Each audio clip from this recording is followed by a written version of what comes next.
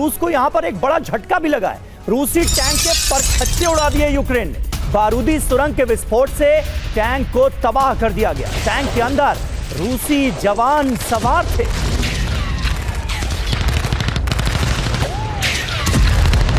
ये देखिए किस तरह से रूसी टैंक को निशाना बनाया गया है। टैंक के अंदर रूसी जवान सवार थे और इस हमले को देखकर साफ तौर पर नजर आ रहा है कि इस टैंक के भीतर जितने भी जवान थे उनमें से शायद ही कोई जिंदा बचा होगा।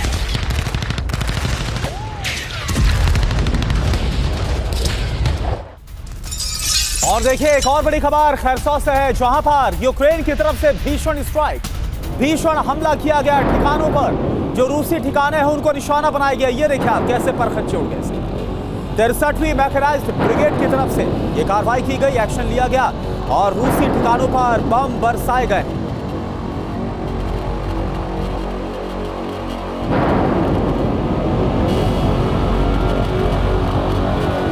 देखिए आप दो तस्वीरें आपको हम दिखाते हैं किस तरह से यूक्रेन की तरफ से हमले को अंजाम दिया गया।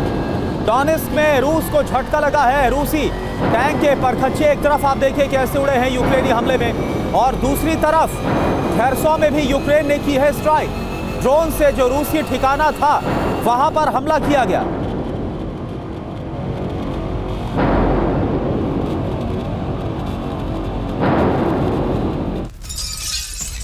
और अगली बड़ी खबर सूमी से आ रही है, जहां रूस ने यूक्रेन के एयर डिफेंस सिस्टम को ही उड़ा दिया। ये बड़े नुकसान की खबर है। सूमी में यूक्रेन का एयर डिफेंस सिस्टम तबाह हो गया है। रूस ने ड्रोन से हमले को अंजाम दिया।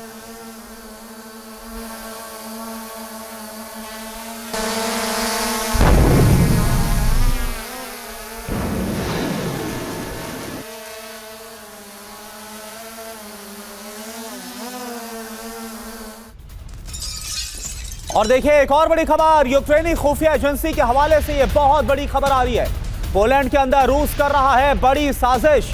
सीक्रेट एजेंट के जरिए पोलैंड के अंदर हमले की तैयारी।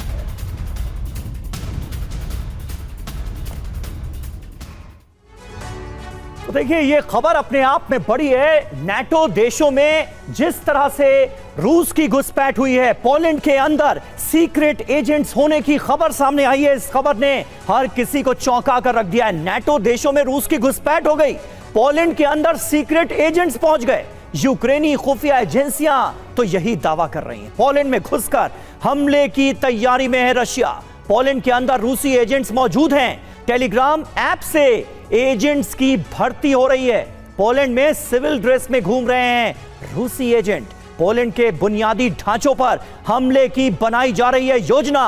बड़ी बात यह है कि यूरोपीय देशों ने 700 रूसी राजनयिकों को बाहर निकाला है।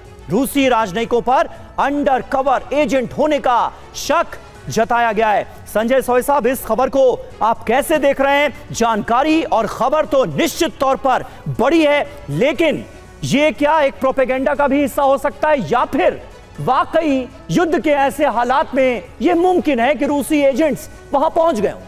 नहीं, बिल्कुल समीर, ऐसा है कि युद्ध में सभी कुछ संभव है, क्योंकि जब आप इस समय में जिस तरह से माहौल है, खास तौर से रशिया और नाटो देश के बीच में टेंशन बहुत ज़्यादा है, दोनों तरफ से तैयारी भी हो रही है। ऐसे में दोनों ही देश कोशिश करते हैं कि हमारे कुछ एजेंट, हमारे कुछ लोग दूसरे देश में मौजूद हो, जो खबर हासिल करते रहें। यदि हमला करना हो तो पिन पॉइंट लेज़र से गाइड कर सके कहाँ पे मूवमेंट हो रही, कमांडर्स की कहाँ हेडक्वार्टर्स हैं। हालांकि सैटेलाइट के द्वारा खबरें हासिल होती हैं, लेकिन एक कंफर्म करने के लिए ज़मीन पर जब कोई एजेंट होता है उसका एक अलग फ़र्क पड़ता है। साथ साथ वो और भी एजेंट्स को, जैसे अभी आपने बताया कि टेलीग्राम के द्वारा और एजेंट्स को भी रिक्रूट करना, वहाँ पे अनरेस्ट करना, सोशल मीडिया के द्वारा वहाँ उनको मोरल डाउन करना, लड़ाई की विल को ख़त्म करना, उनके अंदर कोई ब्रिज उड़ाना, ट्रेन उड़ाना, जैसे इस तरह के काम, कई किस्म के काम अंजाम दिया जाता है लड़ाई में, जिसको कहते हैं छद्म तौर पे युद्ध करना। क्योंकि एक सामने से लड़ाई हो रही थी और ये पीछे से जो लड़ाई इस तरह की होती है,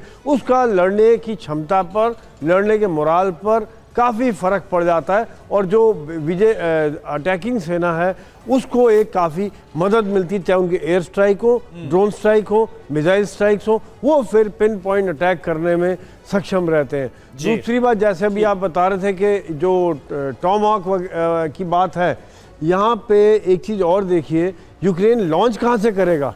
क्या उसके पास वो नेवी है उस तरह की जहाँ से वो टॉमहॉक लॉन्च कर सके? क्या उसके पास वो एयरफोर्स है जिससे वो लॉन्च कर सके?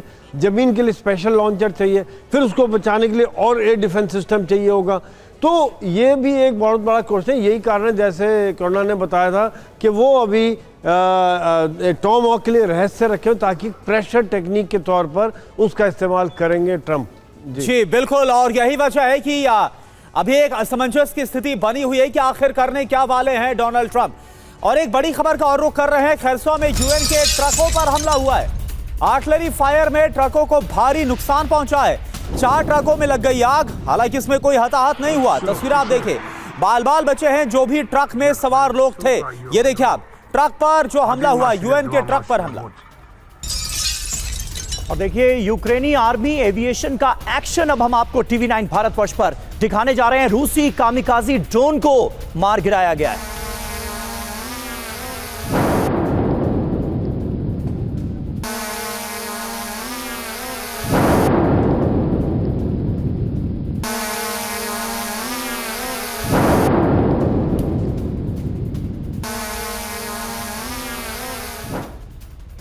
तो देखिए आप, बड़ी खबर क्या है। 2 दिन पहले क्या हुआ, ट्रंप और ज़ेलेंस्की की मुलाकात हुई। व्हाइट हाउस में मुलाकात होती और ज़ेलेंस्की पूरी इस उम्मीद के साथ गए थे कि उनको टॉमहॉक मिलेगी, वो टॉमहॉक जिसे गेम चेंजर के तौर पर देखा जा रहा है। लेकिन ट्रंप ने बोला कि देखिए हमें भी तो टॉमहॉक की जरूरत है, और इसके आगे हालांकि उन्होंने कुछ नहीं बोला। यानी कि असमंजस की स्थिति बनी है कि आखिर वो करने क्या वाले। जैसा हमारे खास मेहमान बता रहे हैं कि बुडापेस्ट में जो मुलाकात होगी, फिलहाल इसका इंतजार किया जा रहा है।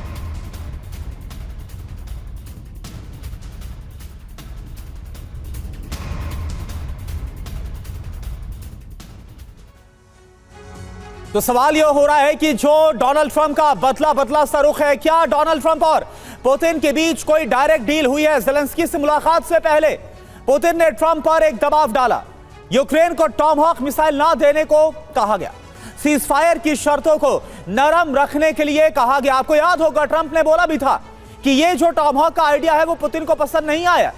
पुतिन से बातचीत के बाद यूक्रेन के लिए ट्रंप के सुर अचानक से बदल गए। पुतिन ने ट्रंप के सामने एक एक्सचेंज ऑफर भी रख दिया। वो इतने बेताब थे, हंगरी में बातचीत के दौरान एक्सचेंज ऑफर पर भी चर्चा की जाएगी।